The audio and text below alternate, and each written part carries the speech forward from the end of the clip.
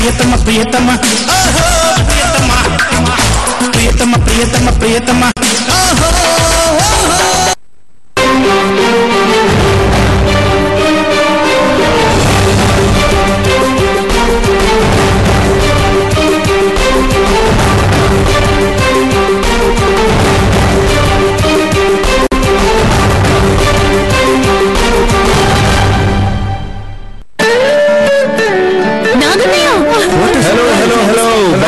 లక్ష్మీ పెళ్లి పత్రికలు మేము రిలీజ్ చేస్తామంటే మీరే పత్రికతో వచ్చినారే ఎవరితో పక్కనే మన షాప్ ఇన్విటేషన్ కళ్యాణ్ జ్యువెలర్స్ లో పెళ్లి నగల కోసం స్పెషల్ ఫ్లోర్ ఓపెన్ చేస్తున్నాం.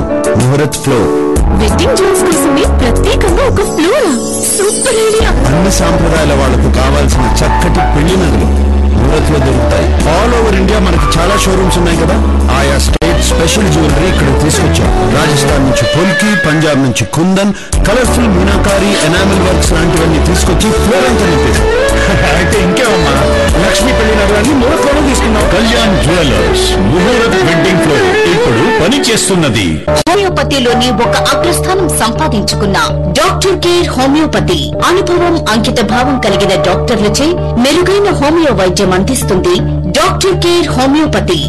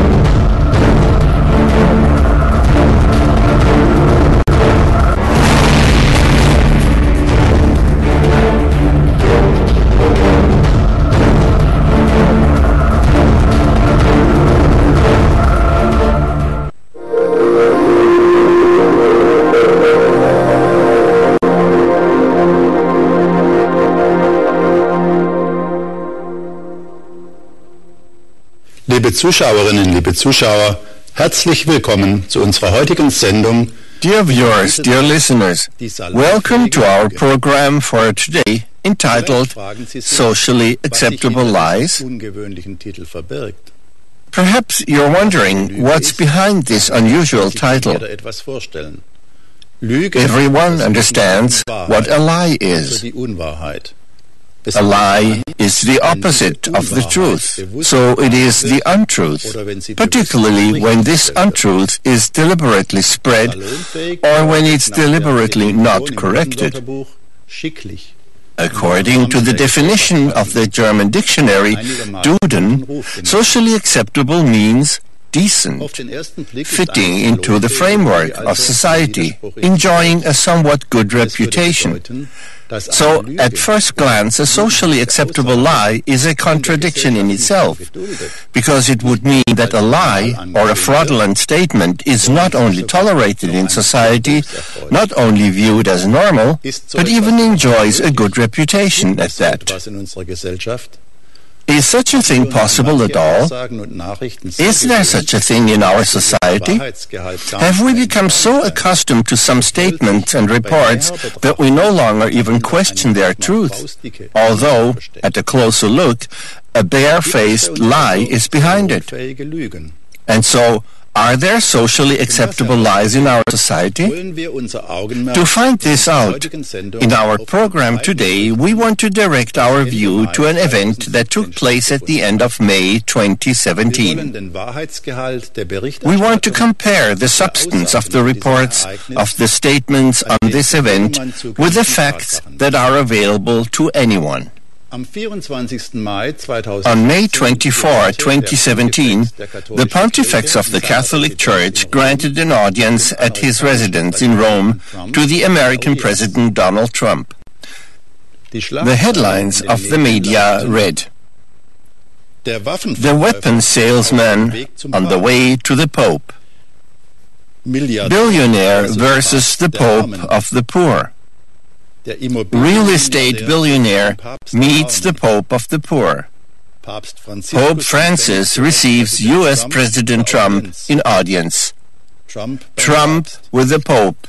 The wall builder meets the bridge builder. And so on. The headlines of these reports already indicate the tendency in the content of most of the reports. A rich American president worthy of critique is compared to a pope of the poor as a positive example. Taking a closer look, do these judgmental statements stand up to an examination based on the facts? Beginnen wir mit der plakativsten Aussage. Let's start with the eye-catching statement. Real estate billionaire meets the Pope of the poor. That sounds as if a heartless, rich American meets a benefactor and guardian of the poor in the Vatican. Doubtless, to appear as benefactor and guardian of the poor enjoys a good reputation in our society. So according to our definition in the Duden Dictionary, it is socially acceptable. But is this good reputation also justified by the facts? Also with a poor-rich comparison with the American president. Check it out yourself, that the American president owns an array of firms, which also include real estate, is known. What value the assets of the American president actually have, whether several millions or even one or more billion, and how many bank loans there are against them is not known. However much or how little it may be, certain is that he built his wealth himself as a businessman. However, he may have done it. And what about the Pope? With real estate properties, land holdings, shareholdings, stocks and bonds, gold and other treasures of his organization.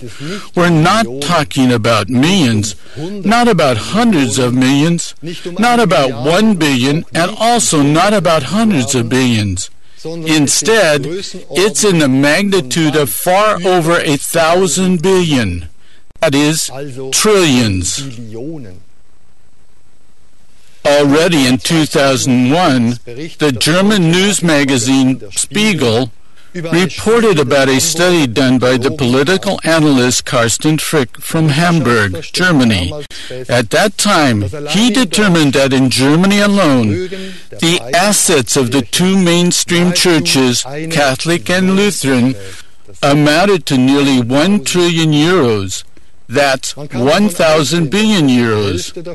We can assume that about half of this is apportioned to the Vatican Church. An honest working citizen cannot really imagine the sum. That's how immeasurably great the wealth of the Church is. Here are just a few examples of the magnitude we're talking about.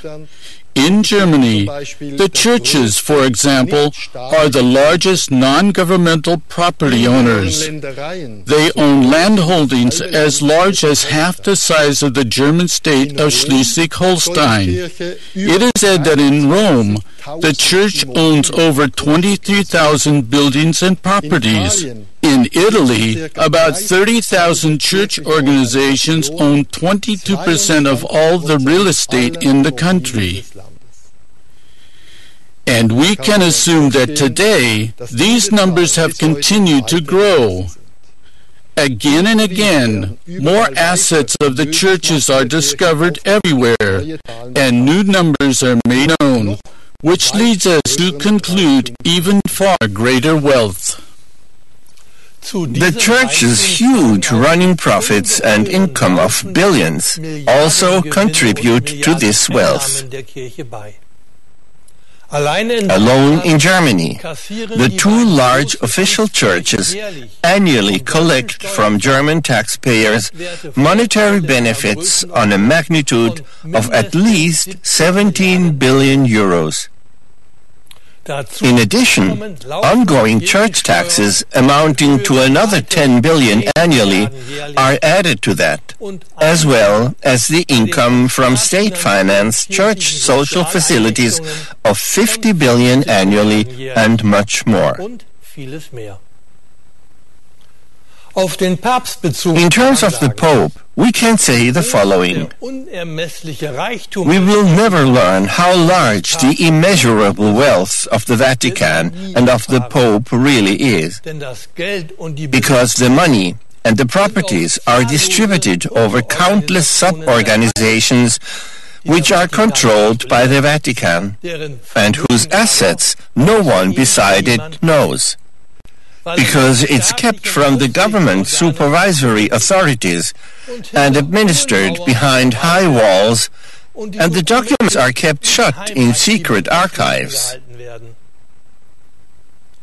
The wealth of the Roman Church is one of the many carefully guarded secrets of the Vatican, which also include the so-called papal secret as something particularly kept secret. Nevertheless, without much effort, we can at least get a superficial impression in the social media of how immense and widely branched the Vatican's properties and assets are, along with its sources of income and that of the Pope personally. And then it becomes totally clear that when compared to his counterpart in the Vatican, the American president is really quite a poor fellow.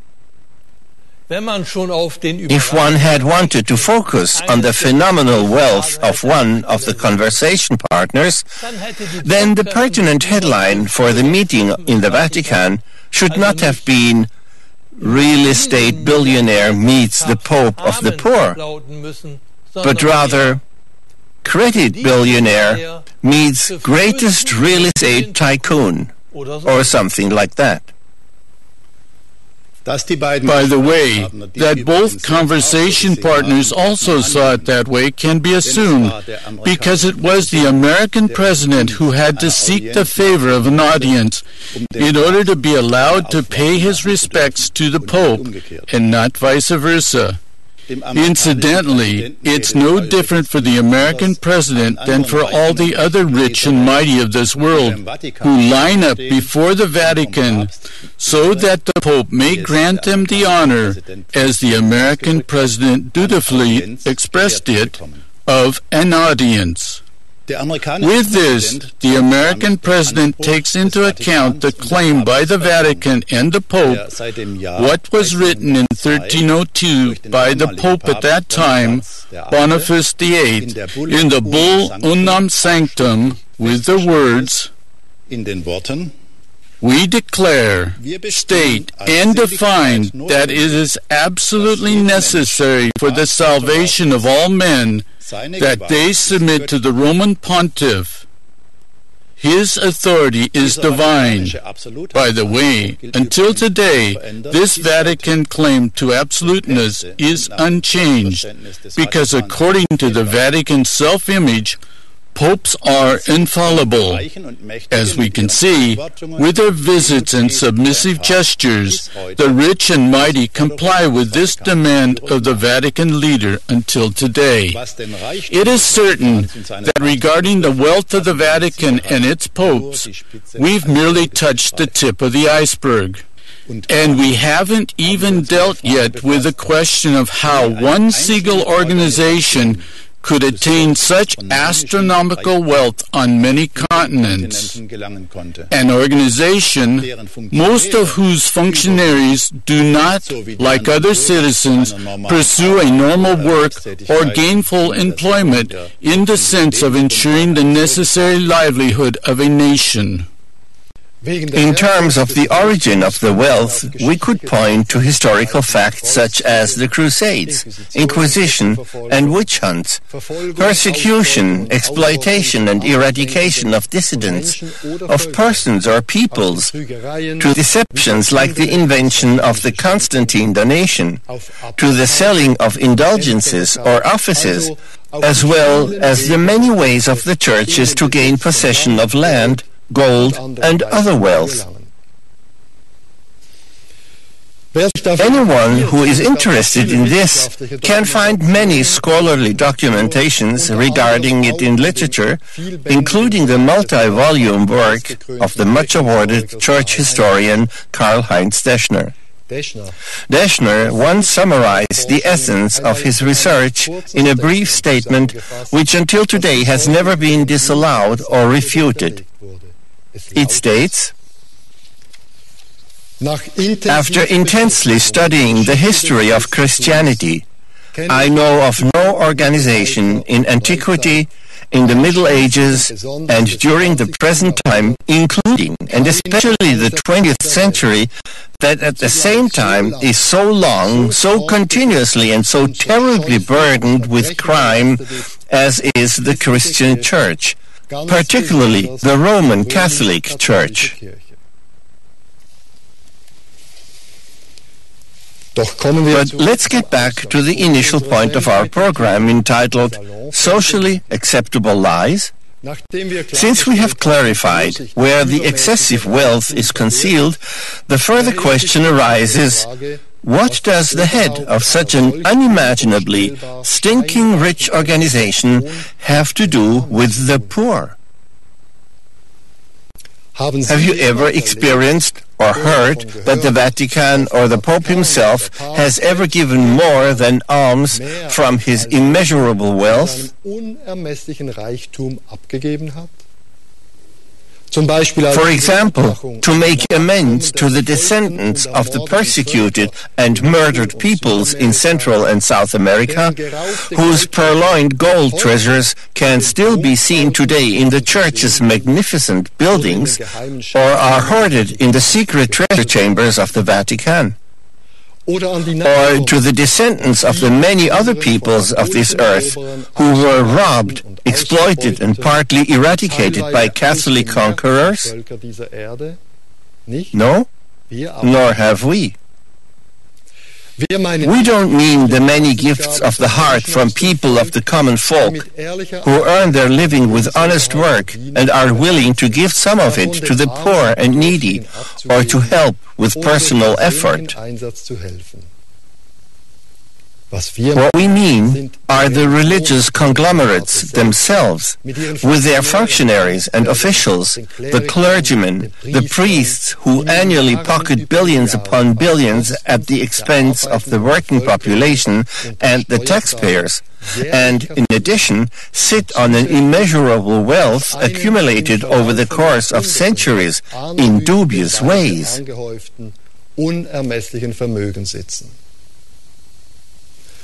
Aside from the literal pittances in relation to the immeasurable clerical wealth, there will be little to find.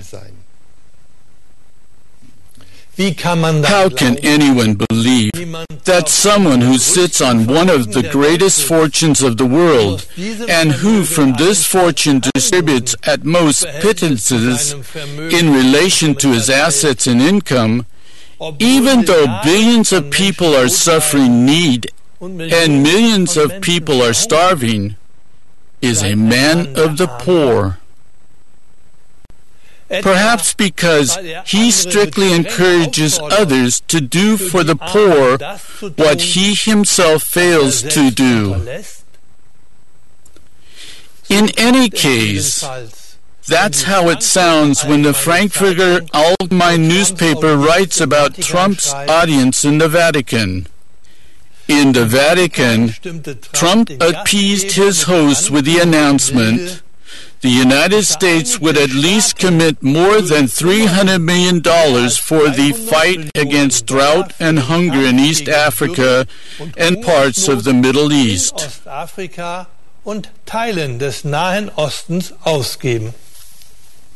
Here, a question from the American president to the Pope would have been in order. And what are you and your power conglomerate doing for the poor and starving of this world?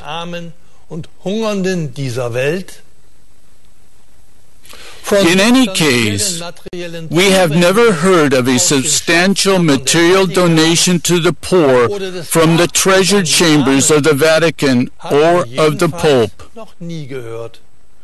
But perhaps no one expects from the Vatican or from the Pope himself help like donations of money, shelter, and food, because this, aside from spreading alms well covered by the media, has never happened. And what about the blessings that the Pope bestows so abundantly? And what do the poor and hungry have from this gift? Has a hungry person ever become sated through ceremonies, gestures, and nice words? Has a poor person found his way out of poverty? One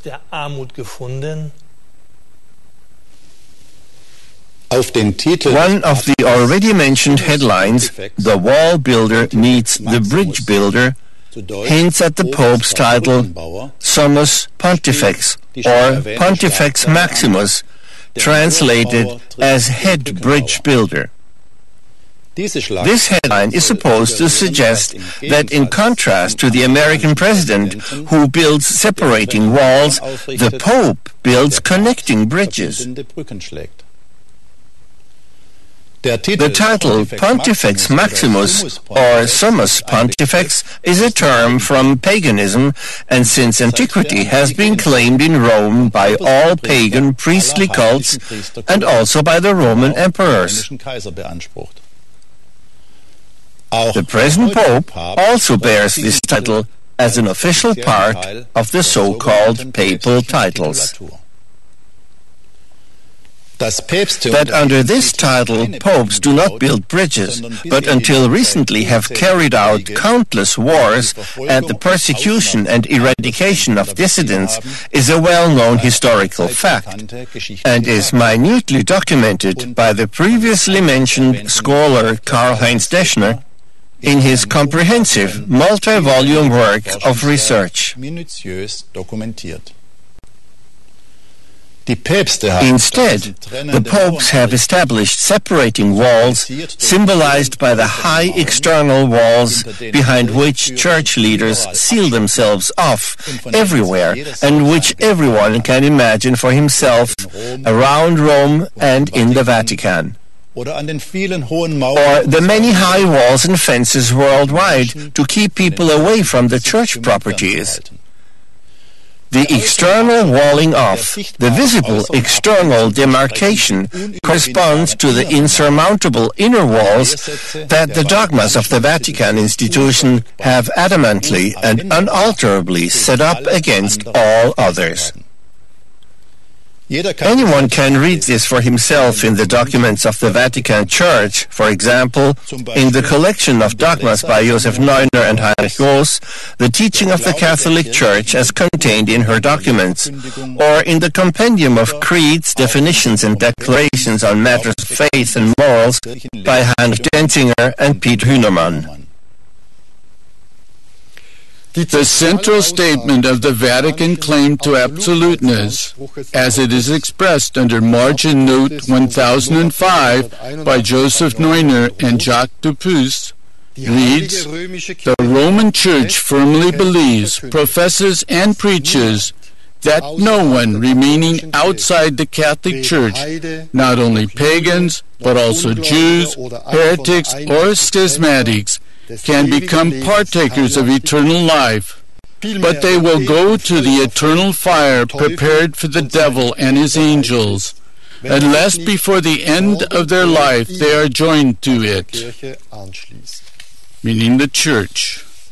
The Vatican Church always adheres to this unalterable axiom, and it must do so based on its own unalterable guidelines. Anyone who, based on public statements from the Vatican, believes that something or other has changed in substance there due to a new convention of speech or another choice of words, does not know the Vatican Church's axioms and dogmas. These axioms and dogmas cannot even be changed, because according to the Church's dogma, they are infallible, just like their papal authors are doctrinally infallible. That's why the leaders of the Vatican can indeed verbally behave and appear in public differently than their predecessors, but they cannot do differently and have never done so. So when, for instance, a newspaper writes about the meeting in the Vatican, the weapons seller on the way to the Pope, thus referring to the Pope's criticism of the American president because of his weapons deals with Islamic monarchs, then no moral opposites are meeting here, as the headline perhaps may suggest. For the millennia-old history of the Roman Vatican, right into our time, shows that the Vatican has never had an aversion to arms, but on the contrary, condoned them, and has blessed countless numbers of them, often even on both sides of hostile countries at war with one another. If you really want to know what the moral of the popes truly is, then read its dogmas and axioms, particularly if you don't believe that it's still so today. Then read the dogmas. As stated, the unchanged binding doctrine of the Vatican Church can be read in the previously mentioned books by Neuner and Ross and Denzinger and Hunnermann. Wars and armed force are expressly declared there as morally permissible exceptions or so-called last resorts, with devastating consequences for millions of innocent people right into the recent past. For centuries, in disputes of war, Catholic morally permissible exceptions or last resorts have cost the lives of millions upon millions of people, children, women, and men. Cruel Catholic hate preachers like the Abbot Bernhard from Clairvaux, who called for thousandfold murder and manslaughter during the Crusades, are venerated in the Pope's Church as saints. These violent acts are frequently committed with arms from weapons factories of so-called Christian, also Catholic, church members. Dear viewers, dear listeners, this may correspond to Catholic doctrine, but it has not the slightest thing to do with Jesus the Christ. And anyone who takes a close look can easily recognize that the head of the church institutions surrounds himself with a troop of arms-bearing men, his own guard, and the carabinieri made available by the Italian government free of charge.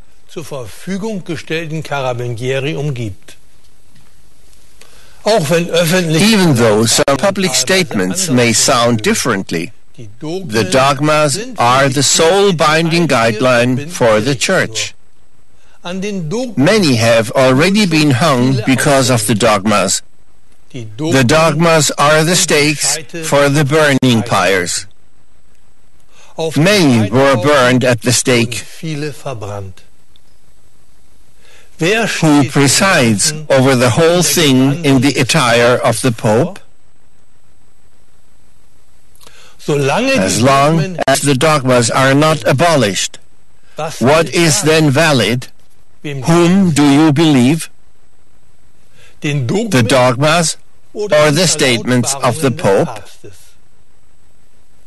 When arms sales or arms dealers are spoken of, we cannot forget that all statesmen are part of this. For all their countries buy and sell weapons and are thus the biggest arms dealers. The Pope receives them all. Why shouldn't he? For they do nothing other than to follow the Vatican's dogma of force. Consequently, the Pope apparently had nothing against the fact that his guest from America brought along to the audience in the Vatican, as reported by the German magazine Bunte in issue 23 of 2017, his nuclear briefcase, with which he could have triggered a nuclear war at any time, also from the Vatican. There could still be many a statement in the reports about the meeting between the American president and the pontifex of the Vatican that would have been worthwhile to critically question. We want to look more closely at only one, on the topic of environment and life. The Frankfurter Allgemeine newspaper wrote, Francis wanted to convince the President that the United States should uphold the measures against climate change agreed to in Paris. The Pope gave him a copy of his encyclicals, of which Laudatio Si declares that man can survive only if he protects nature as carefully as he does himself. The last statement is correct, even though relatively new and unusual for the Vatican.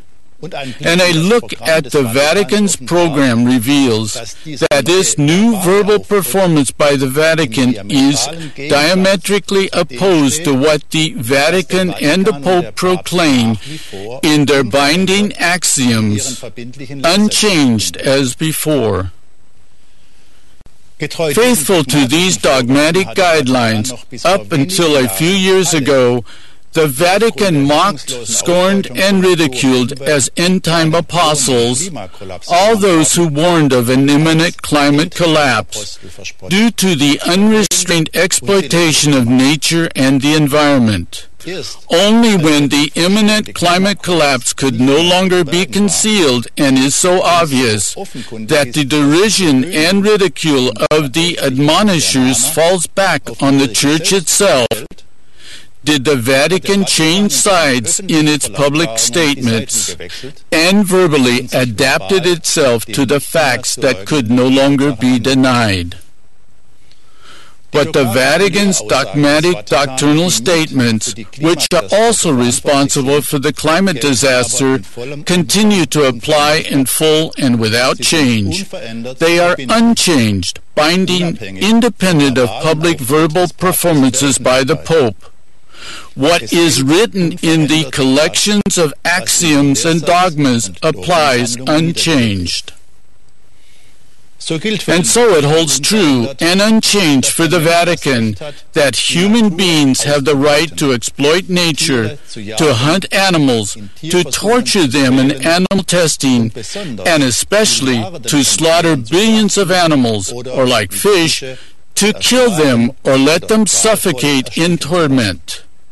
The Pope and the Roman Church deny that all these creatures of God are ensouled beings. Thereby today it is scientifically undisputed that all these animals are intelligent and sentient beings, and that the greatest share in the climate change is caused by the massive breeding of tormented animals for slaughter. Recent studies meanwhile say that it is about up to 50%. Nevertheless, according to church dogma, even today, millions of vegetarians are still considered godless heretics.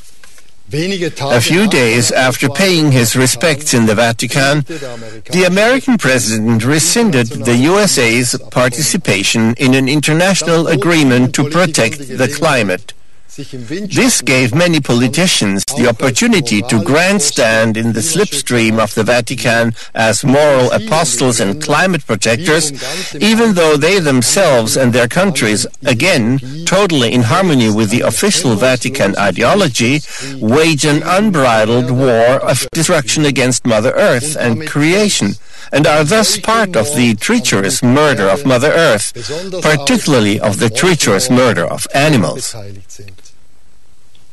The same holds true for them as for the now verbal demand adopted by the Vatican for the protection of and respect for nature and for measures against the climate change. It is a tried and true method to make demands of others because it is socially acceptable, while one does the opposite oneself. That was several examples from the media reports on the audience of the American president with the Pontifex Maximus, the head priest in Rome, in May 2017. Everyone can presumably now answer for himself the question of to what extent, in the context of this reporting, the title of our program, Socially Acceptable Lies, is justified. In any case, it's surprising that no one seems to take offense at how little the impression conveyed in many such reports can be brought into agreement with the facts. Is this perhaps due to the fact that one graciously meets one's conversation partner in Rome, presenting oneself humbly in public, in contrast to his counterpart, and does not openly display his true ideology and dogmatics, his power, and the immeasurable wealth of his institution?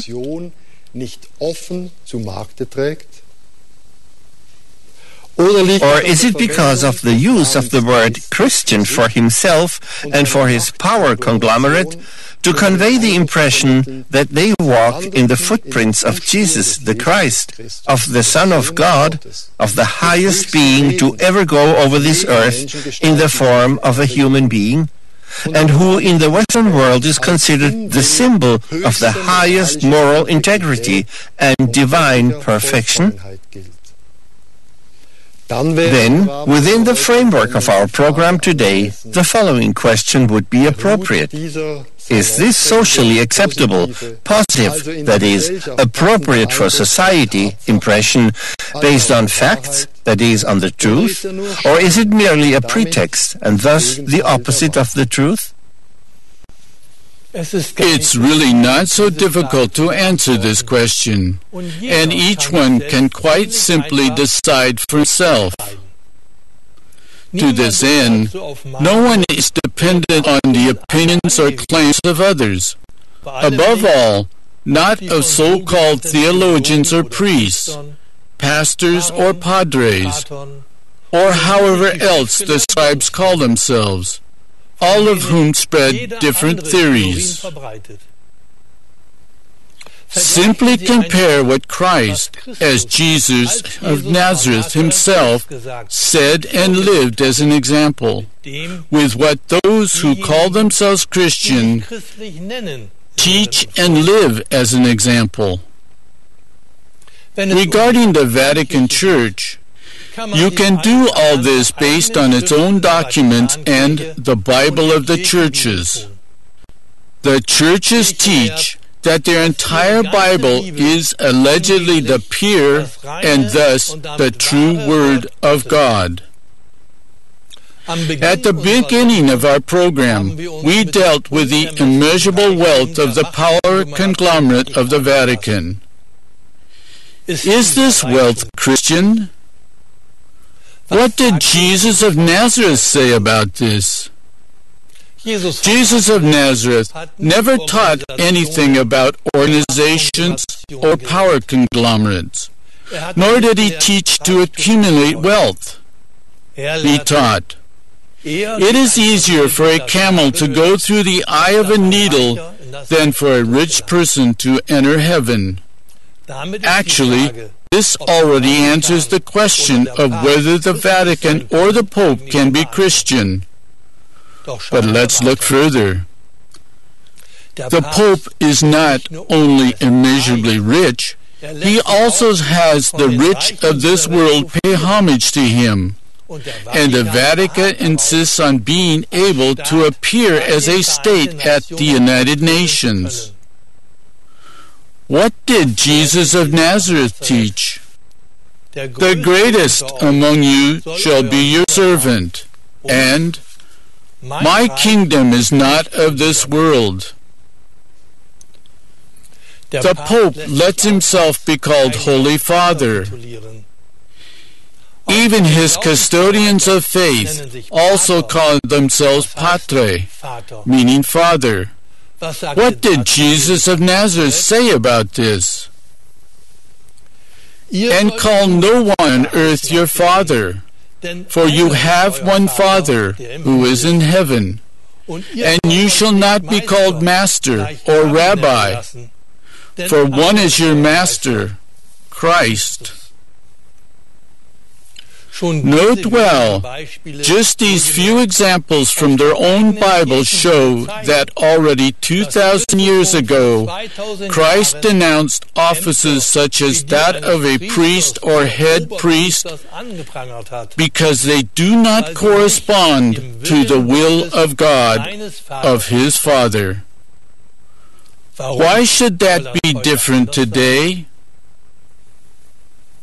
Christ himself never taught about religious institutions or churches, cathedrals, and palaces. He never appointed any kind of priests or scribes, just as little as did all true prophets of God before and after him. But if all that is not Christian, then what is it? Jesus of Nazareth was a man of the people, without means and without titles.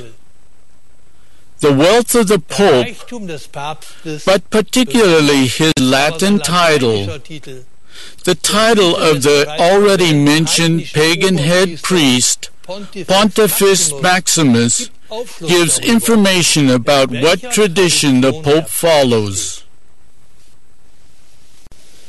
Was Jesus von Nazareth über Religionsverwalter, what Jesus of Nazareth said about custodians of religion, about representatives of priestly religions, leaves nothing to be desired concerning clarity and unambiguity. He called them serpents and brood of vipers, and compared them with whitewashed tombs, which outwardly appear beautiful, but within are full of dead bones and all uncleanness.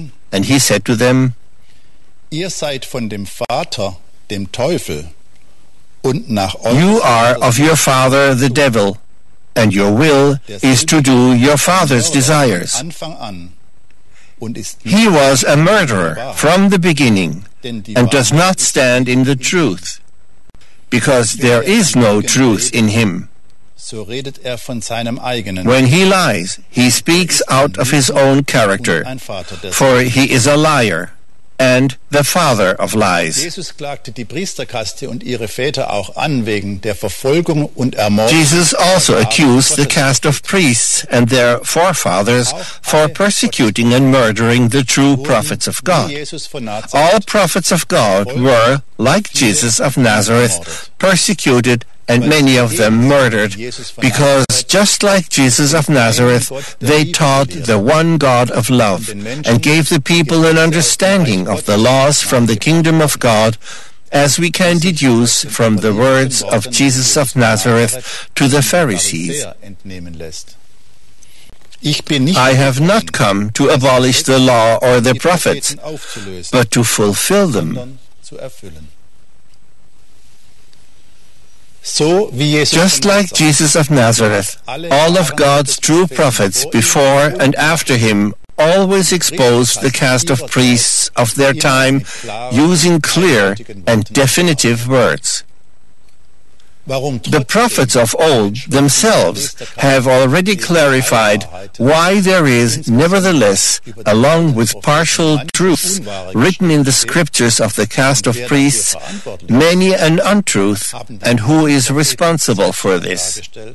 And astoundingly, this can even be found in the priestly sources in the Bibles of the churches still available to be read today. So the following words have been passed down there from God's prophet Jeremiah. How can you say, "We are wise and the law of the Lord is with us"? But behold, the lying pen of the scribes has made it into a lie. Father of lies, lying pen of those who wrote the priestly sources, lies from priests for 4,000 years, all documented in the Bibles of the churches. Has anything changed in the caste of priests during the past 2,000 years regarding what Jesus of Nazareth denounced? For example, with the Roman Church? Already the position, the occupation of priests and of every priestly organization, of every external religious power conglomerate, contradicts the traditional words of Jesus the Christ and of all true prophets of God before and after him. This holds true all the more concerning the doctrines and deeds of these institutions and their leaders. Jesus the Christ taught no ritual, not one single rite, not ceremonies, not sacraments, not relics, not saints and the veneration of them, not excellencies and reverence. Briefly said, nothing from all that is tradition and dogma in the cult religions since the time and in the spirit of Baal. If Christ did not teach such things and live as an example of them, they cannot be Christian either. Christ, the Son of God, the free Spirit, taught about the loving Father and the commandment of love for God and neighbor, of absolute peaceableness, and set an example of all this until his murder at the instigation of the priests. The 10 Commandments of God, given through the prophet Moses, are part of his teaching, which he deepened further in his Sermon on the Mount. The preservation of creation, of all life, and the commandment, "You shall not kill," are part of this teaching.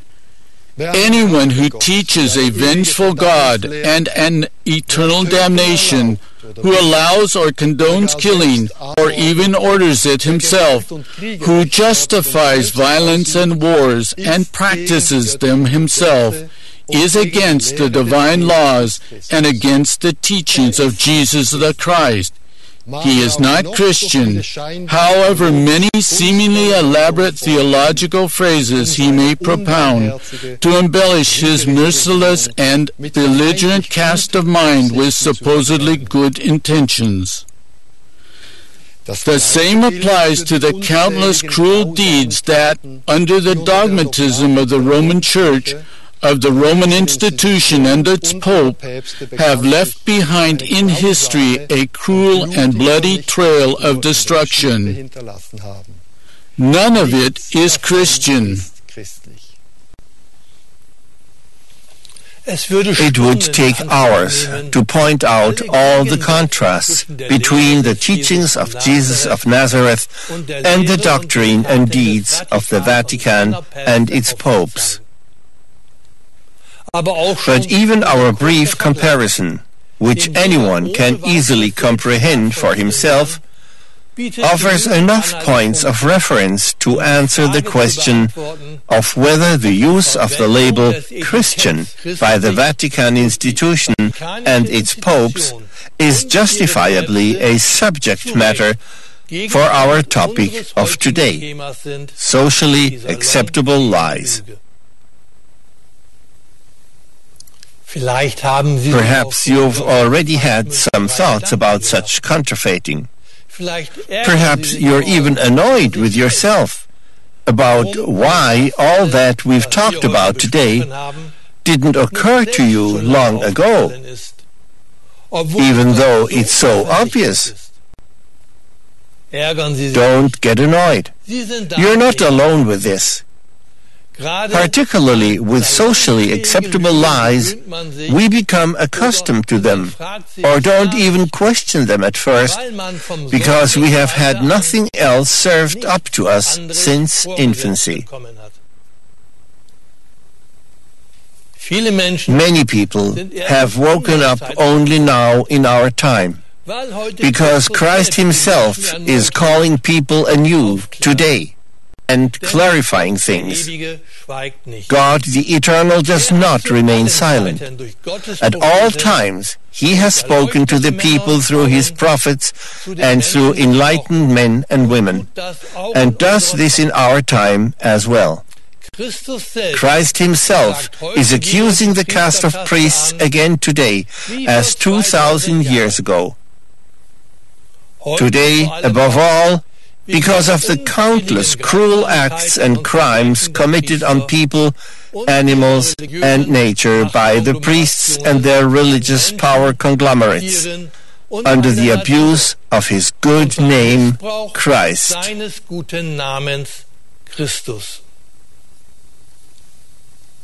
If you still cannot decide to what extent the label Christian for clerical priestly institution fits with the title for our program, Socially Acceptable Lies, then in conclusion, may we give you one more help for a decision. Did Jesus of Nazareth say, "You have to become a paying member of a power conglomerate, as it is in some countries, and your lifelong tribute will be deduced straight from your salary and paid to us? We will fetch the tribute from the gains of your savings directly from your banks, and over everything hovers the Damocles sword of eternal damnation, of the eternal fires of hell, or however else the threats for disobeying the priestly institution are called."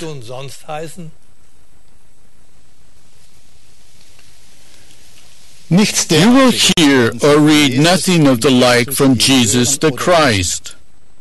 For there is no eternal damnation, and Christ, the free Spirit, called and calls all people with no difference.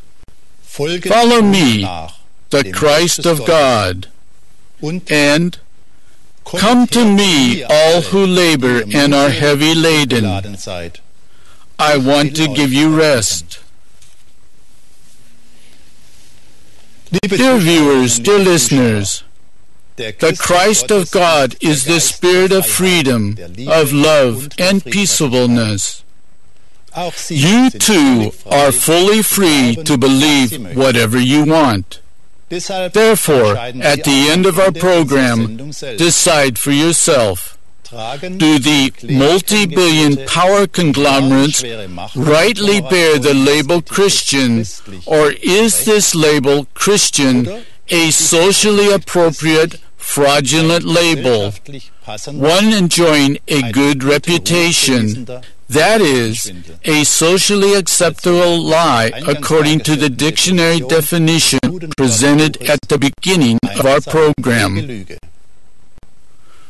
For today, we thank you for your attention and take our leave of you. We wish you all the best. Until next time, and greetings in God.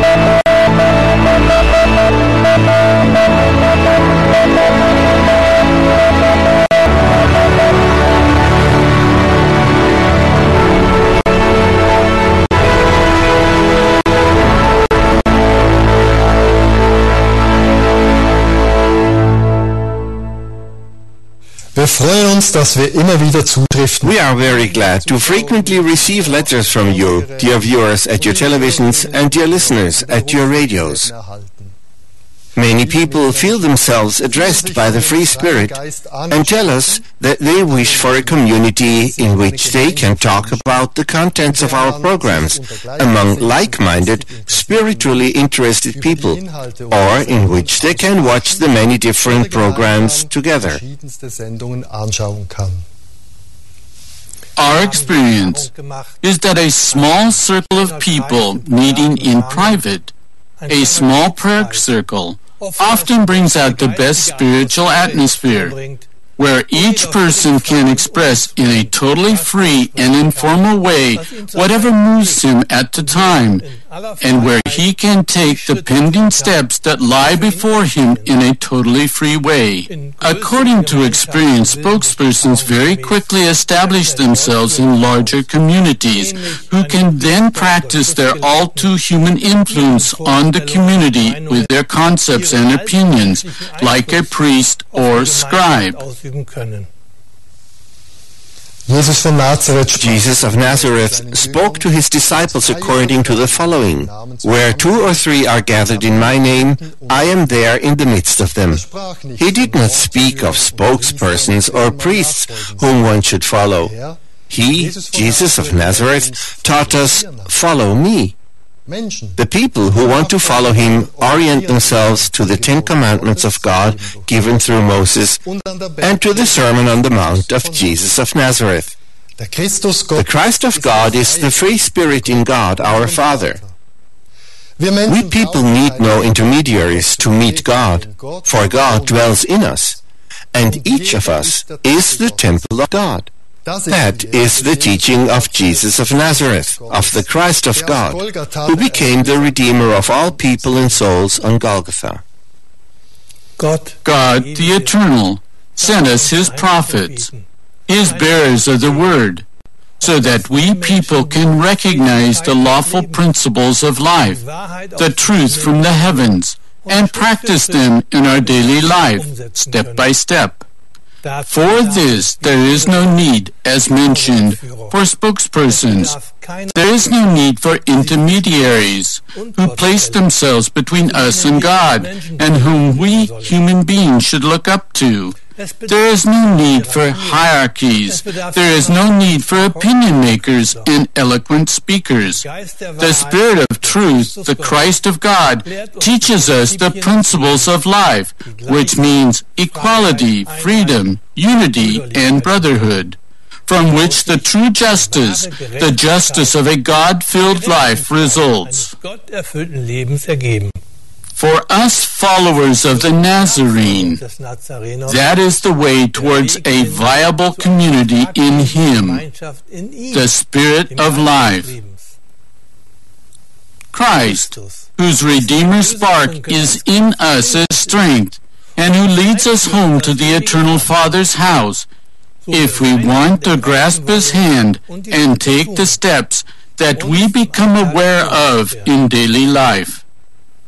An open heart for the life, in the awareness that God is in everything and all things, in every person, but also in every animal, in every plant, and in every mineral, shows us the way to our own inner being, where we enter into communication with God, our Heavenly Father, and Christ in prayer. This awareness links us with people who cultivate similar aspects in their own life and who, like us, appreciate spiritual freedom. They are the people of the free spirit. Wenn wir uns also eine Gemeinschaft wünschen mit And so, when we wish to have a community of like-minded people, then, in total freedom, we can join with people and pray together, read spiritual books, listen to meditations, or watch television programs with a spiritual content, and share with each other our experiences and what we have learned from this and much more. But we should make sure that no one sets himself up as a spokesperson like a priest, because before God we are all equal. Dear fellow people, God dwells in you. God dwells in us. God dwells in each one of us. That is the simple teaching of Jesus of Nazareth. And that is why we keep to the words of Jesus of Nazareth. Wherever 2 or 3 are gathered in my name, there I am in the midst of them. Greetings in God.